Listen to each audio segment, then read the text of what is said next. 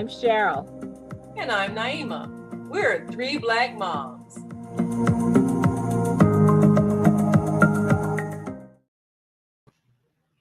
Okay, let me start this story by telling on myself.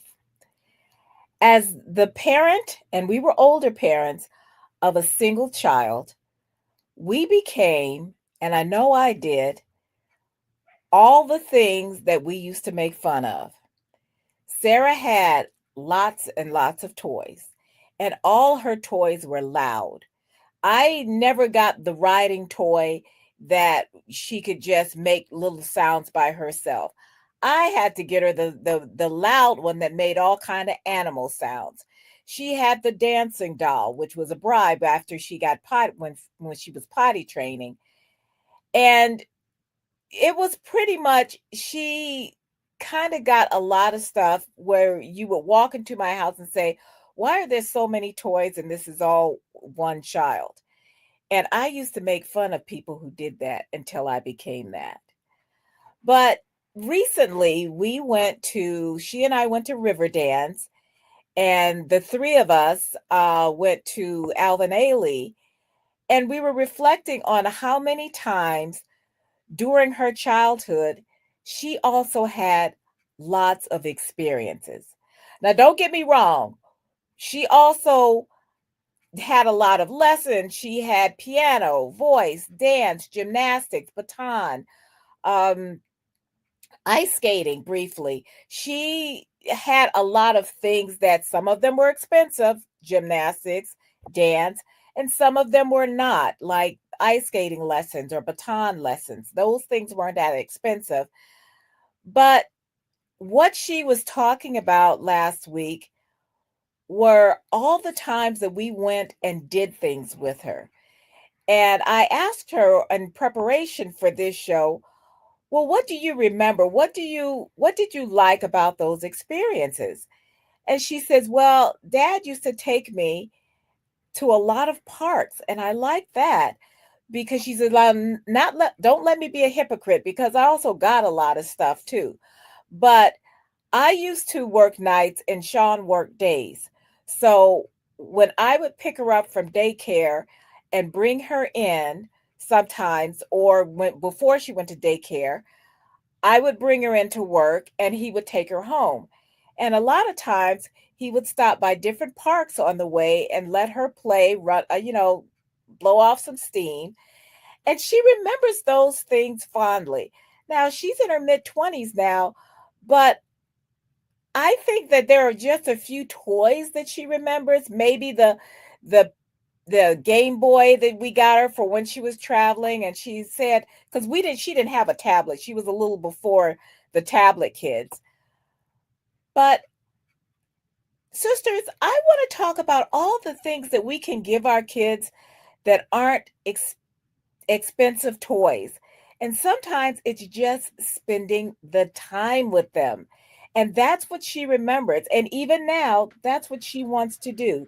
She wants to spend time with us.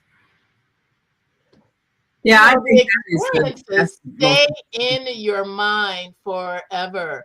I look back myself and I'm remembering every summer, Mama and Daddy took us to Riverview, and Riverview. those rides were so much fun. And I remember seeing Aladdin's Castle and wanting to go in there, and Mama would say, "No, you're too young. When you get old enough, you can go." And then I remember the year that Mama said I could go to Aladdin's Castle was the year that they tore Riverview down. And I was so disappointed. And there are just so many things that we did as a family. You know, that line, "Are we there yet?" Well, we would go down south to Grandma and Grandpa's house in Alabama and West Virginia and be on their farm and try to chase down the kittens and the great breakfasts that Aunt Annie B made, and watching Daddy come back from the lake where he had been fishing and bringing home all these fish. And I remember him being scared of turtles. And those days just have such fond memories. we did stuff. We had toys, of course, but our outings were just memorable. Going to the zoo every year and experiencing some different part of going to the zoo. And I think even my own kids and grandkids, they remember the fun things we did as a family when we went places. Feeding the giraffes was a major experience, and they're still talking about that. And going to the pool and being with other kids for like maybe a birthday party or something. They all remember the birthday parties.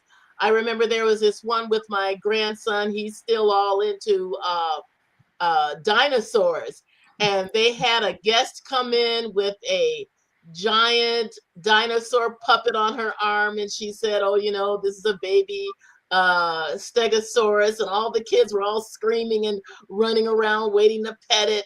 That's something that my grandson is going to remember forever. Those things are so special. I think it's the time that you spend with your children that they remember more than the things that you brought them. If there was anything I would advise young parents today, don't think just giving your child a tablet so they can sit somewhere in a corner and amuse themselves is going to be good enough, because what happens is they don't really develop imagination. Number one, I mean, if you have a toy that's doing everything for you, what do you need imagination for? So the best thing you can do is give your child experiences, because they're going to remember and they're going to develop a vocabulary as they describe it. I mean, how many words you need to know to talk about something you're watching on a screen? Not a whole lot. But if you can talk about when you went someplace, the water park, all kinds of visual stimulation, it really helps develop a child's intellect when they have memorable experiences, when they go places and they notice things you would never even think of. And they remember a lot of the sensory experiences. And with Zakia, we like to travel with her, and we would take her places. And then she really developed a bond with her grandparents, because Daddy had this routine I think he was one that picked her up from daycare, because both Sultana and I, we were out working and so forth. I think that's during the time we were working on the books. And so he would pick her up from her preschool, and they had this routine. He'd take her to McDonald's, and then, and might go some other place and things like that, or park or whatever. And she remembers that, and they really bonded during that time. And when I would take her out to a park, or we'd walk down the street, and certain people's homes that were famous might live along certain blocks. Oh, this is so-and-so's house, and that kind of thing. So she remembers the time spent. And then when we went to, in her school, Betty Shabazz International Charter School, they did a lot of creative things. They had sleepovers. They had a sleepover I think it was at the Museum of Science and Industry one time. Yeah, that was different. They had a sleepover at the school where they did a lot of games and all kinds of, activities there, and a lot of parents were involved. So she had a rich childhood of travel to different places. When we would go to our annual, religious conventions and go to different cities, and went to Philadelphia, went to, we had friends that we go visit. They lived in Wisconsin, Milwaukee. So I think when she remembers childhood experiences, it was more of the time spent, more of the people that you go to. But Chicago has got so many things to do. And I know the same thing. Well, probably, sure, you're probably just like I am. You don't do the tourist things in your city until somebody comes to visit. So we would do the tourist things, and somebody that didn't live here would come to visit. Take them to Sears. Well, it used to be Sears Tower. It's going to always be Sears Tower. Willis Tower. But Sears changed it back. It is now Sears Tower. Oh, did they change it back? Yes. They called it Willis Tower, I'm sure. Willis wasn't working, yeah. So, yeah. So, taking them to the top of that, the different things that they would have. They've got boat rides here. So it's all kinds of activities. And then the museums that are just world famous. I think every school, if your school's worth anything, you're going to take your children on field trips to all these world-class museums that Chicago has. So I think parents should also do that. Don't wait for the school to do it, because you can do it as a family, and it has more meaning. Because when you go to school, you got to go through the whole discipline thing. Okay, you walk this way, and you can't really dawdle and everything. But when you go as a family to these museums, then you can take the time, you can look at the exhibits, you can talk about it, you can sit down and eat lunch at the different places, all kinds of things that you can't really do in a relaxed manner as much at school. So I think parents, even whatever city you live in, get to know the city and take your children to the historic sites, take them to the tourist spots, talk to them about things, let them explore, let them think about history, make it fun. It's not as fun when it's just a school trip, because it's a school trip, even though they like to get out the school building, but still when it's a family thing, they remember spending time with their family.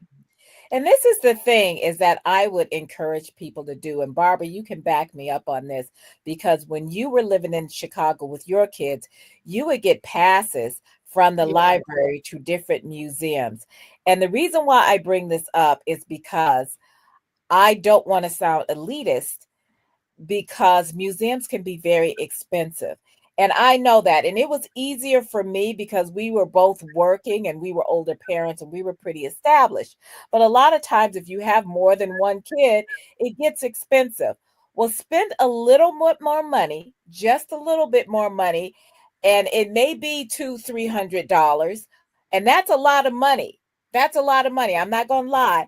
But if you can get a membership to those museums, especially something like the Children's Museum in your town, if you have a town children's museum, get the membership, and then you can take your kids anytime they want to go. If you have an aquarium, if you can spend a little bit more money, save up, spend the money, museums, art museums, things like that. Sometimes it looks like, oh my goodness, this is just like so much money to spend at once.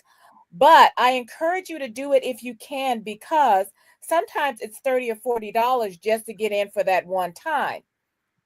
So if you spend a little bit, almost as much as you would spend for one time with like 2 or 3 kids, and you get a year's membership, you can go as much as you want to. And it's nice, and they have different, and I know the Museum of Science here, they have a lot of different programs. I used to belong to just about everything. So because I just wanted to have something to do other than having her sit in front of the TV. And so, not that we didn't do that too. But there are some days when you just need to get out of the house. Everybody goes to the aquarium when it rains for some reason. I don't know why. But you can also go surrounded by water. Yeah, you come out of water, go and look at some water. Yeah, to go look at some water. So, but you can go to the Museum of Science, and they always have special exhibits. You can go to the Children's Museum. You can go to the aquarium. If you have other museums, I know Chicago has a ton of museums there. If you live in DC, like we're planning on going to the African American Museum, assuming that it won't be destroyed when you get there. That's a whole nother show. But take the time to. They're not gonna hurt DuSable. Well, one of the things that I think is important for parents to do is to take those trips to the nation's capital. You all, when you were going to Shoop, I believe they had the trip to you all to Washington D.C. I think children should go to the nation's capital. I think that's that's history, and there's a lot of things that you can learn from. I mean, it feels more real when you're studying government and all of that when you've seen the nation's capital. Even going to Boston for the me and Zakiya used to go to Boston all the time for 4th of July. But you kind of absorb a lot of history, even being in a city like Boston for the 4th of July. And I have up on the screen here for those who are in Chicago or going to visit Chicago, the free admission days for a lot of the museums. And I think, of course, I've been to every last museum.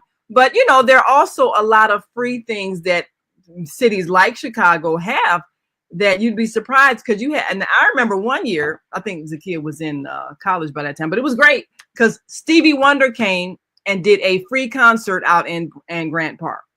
I'm like, what? So, you know, it was one of those things. I think it was I don't know if it was Push that sponsored it, but it was some major thing. And he came and I was surprised because like her and her friends, they singing along with the song. I'm like, how y'all know the words? Because they're recycling our generation. Oh, Stevie Wonder from 1972. How do you know that song? But you know, it was a packed place. Yeah. It's like Destiny's Child. A lot of the stuff that Sarah knows, and she'll hear, she says, this is part of my childhood because this is the songs that you had on when you were. That's how they remember. So yes. But this is the thing with, you know, like I said, Barbara used to get passes to museums, and sometimes if you cannot afford to go to the local library and see if they'll get you passes to some of these museums. And I'm not saying if you can't afford it, but because you know what? You pay taxes. I don't care how much you make or don't make, you pay taxes. So you're paying for this stuff. Go on your website. There's always opportunities for things. And find out what programs. I remember there was one year, a friend of mine, her son and Sarah went to school together, and she told me about this program in Franklin Park where they were giving free golf lessons to kids. Mm-hmm. And she says, well, I just want, you know, I'd like to, you know, go. And so we went. I got Sarah like a little golf thing of like, I don't know, 3 or 4 clubs or something. I remember we went golfing, miniature golf. The whale watch, that was fun too. Yeah, going whale watching. Whale watch, if you're living near water, or if you come to Boston, do a whale watch. Do one of those goofy little duck tours. Wait a minute, what was that? I remember the first time you talked about going whale watching. And I was thinking WELL. I'm like, how boring is that? HALE, and you go out watch a whale. So you watch a whale. You will go and see them come up and breach in the water. Sometimes you see dolphins. You can tell people born and raised in the city, they don't know stuff. Well, you know, one of the fun things at the zoo here, the kids, they have all the listings of the times when the animals are being fed, and you can go and feed the animals. They have a huge cage where all the birds are, you know, flying freely, and you can actually feed the birds. You go in, they give you a little instruction, you know, not to be afraid. They put a little bird food on a stick, and you can go inside the cage where all the birds are, and the birds, they will, you know, they'll climb up on your shoulder, they'll eat the food, fly away, and everybody's real gentle. I know my grandkids totally loved it because they had birds at home, so they were used to it. And that kind of activity really gives kids such joy. They got to feed all kinds of animals while they were there. They have the manatee, I think, where you got to feed them also underwater. So many of those things were just exciting, and they were a lot of free activities, like a lot of the little trails where you go, you pay like $5 for your whole family, and you walk along the trails. You see all the different kind of animals and habitats, and those things, the kids learn a lot. You're not in a hurry. They take the time for you to read the inscription about whatever exhibit or animal is roaming freely. And they come back talking about those things. They remember those things. And, you know, before technology, when we were in the car on our way somewhere, we would play these little car games like the first one to see a red Volkswagen or this kind of vehicle or that kind of car. We would play Travel Scrabble. We just had a lot of fun and reading, and we listened to a lot of tapes online. I know cars now, I don't think they even have CDs anymore, but we would listen to all kinds of old time radio shows where you really had to listen to grasp what was happening in the story that they were telling. There's just so many. Well, I think traveling, and then that's another thing, traveling across country, that's a whole different thing. the times when me, Sultan, Zakia, and maybe a couple other people riding with us, we would go across country, going to conventions, going to different events. You see the countryside, you see a lot of different things that you don't normally see growing up in the city, cornfields, everything else. But then you get a chance to have some really nice conversations, and like you say, you can listen to different things on the radio. But it's always it's an adventure because you're getting out of your regular urban Routine. environment Yes. and seeing the rolling hills and all of that. So they get a real sense of the expanse of the country, and it's hard to teach that from a book. You have to physically go sometimes. So I'm taking a look at some of the images of the Buckingham Fountain. Now we used to take Zakia downtown and just hang out at the Buckingham Fountain, and at night it's just magical looking. Colorful. Yeah, very colorful, just picturesque. So we did that on a regular basis. And when then when they would do the colors, at night they would change colors and see all that. So the city's really beautiful. And when you have different places where you live that you can go and appreciate, whether it's a park or a downtown area, first of all, you want to expose your children to other places. Take them to a nice restaurant sometimes where they got to dress up and be fancy and feel special, because that's also part of, I guess, cultural training, even knowing that there are places to go and, you feel special. So that we belong in those spaces. Because this is the thing, we need to remember that our children belong to this world. We are people of the world, and there are no places that we should not be able to go. Find some place that is welcoming, and and then put on, and it's kind of fun. And like I said, well, food's expensive now, so but you plan for these things, or you just go to a nice sightseeing, or just go to a nice window shop, whatever you need to do, just to let our children know that our children belong here, because we have to give the talk so soon of don't do this, don't do that, don't touch anything, don't ask for anything. I mean, we got all those old school things.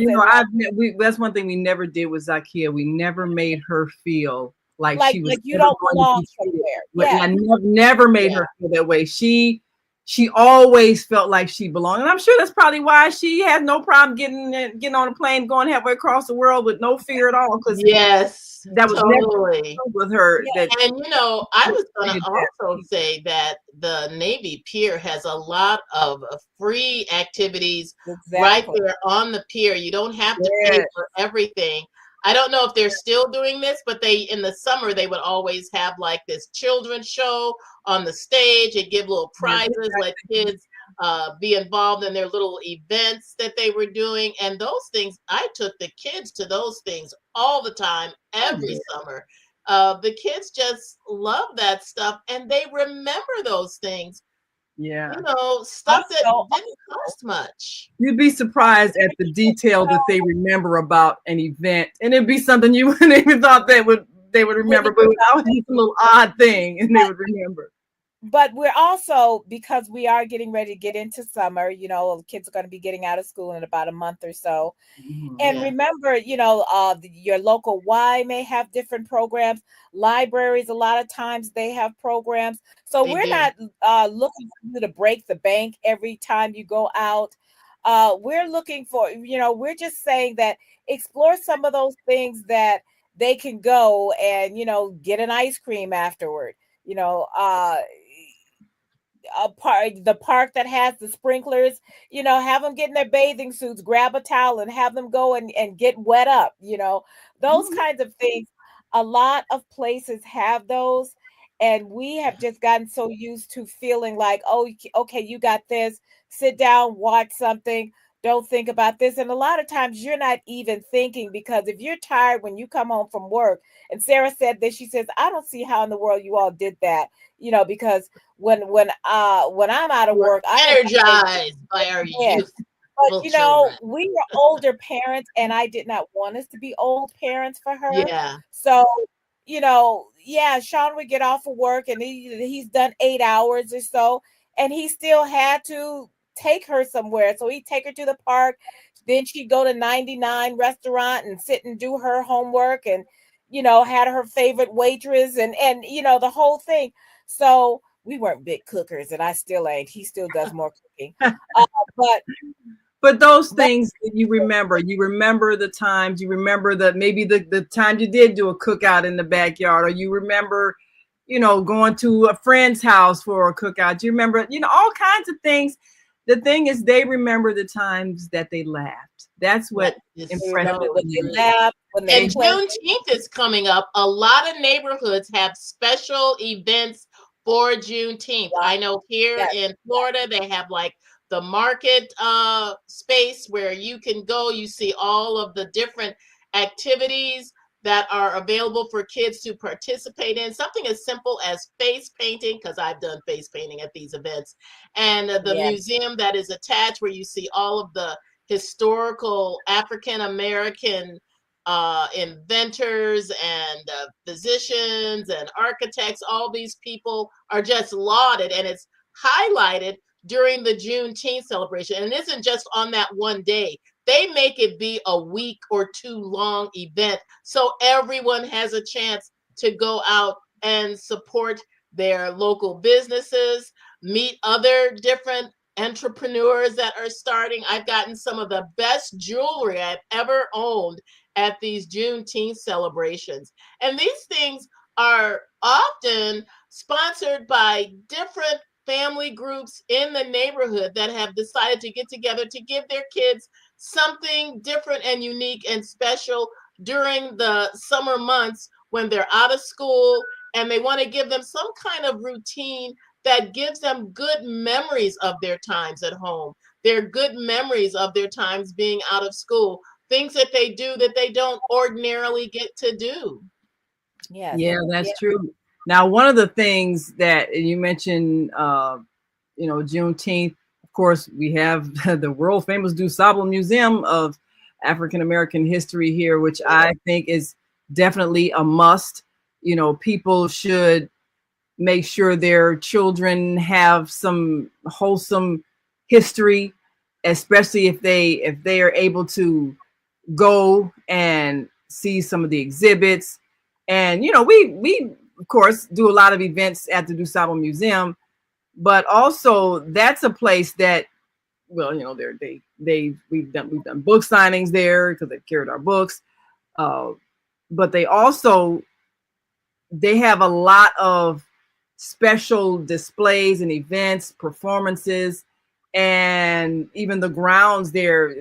They have the African Festival of the Arts in that area every year. So a lot of different neighborhood festivals that go on, a lot of vendors, a lot of cultural things. So I think people, like you say, you can always go online and look and see what is happening in your city, so that you can take your children out of the neighborhood sometimes and see something else, meet some different kinds of people. They can learn some things, and they can experience history in a lot of these events.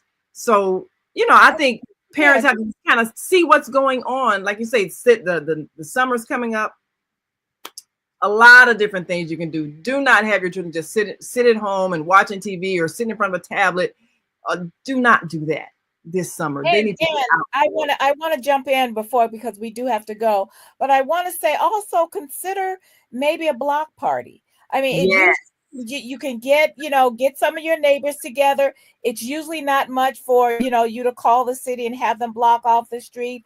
Have maybe a bouncy house. Sometimes that doesn't cost that much if other people pull it together. I used to get a bouncy house when we used to do church activities, and it'd be like 200, 250 or something.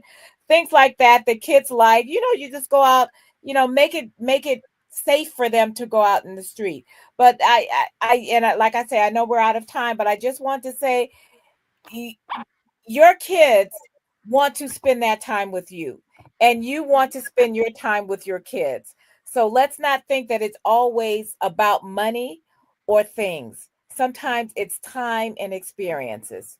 Yes, time is always best. Well, thank you all for joining us. Get ready for a great summer. Spend that time. And until next time, make sure you like and subscribe to our Facebook page and YouTube channel so you can get notified every time we go live at 5 p.m. Sundays, Central Time, 6 p.m. Eastern Time on Sundays. And until next time, I'm Naima. I'm Cheryl. I'm Barbara. We are 3 Black moms.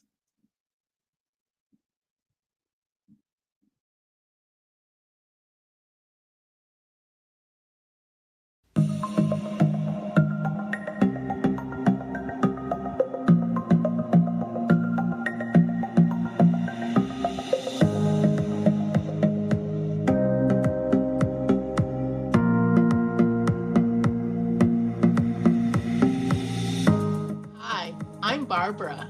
I'm Cheryl. And I'm Naima. We're 3 Black moms.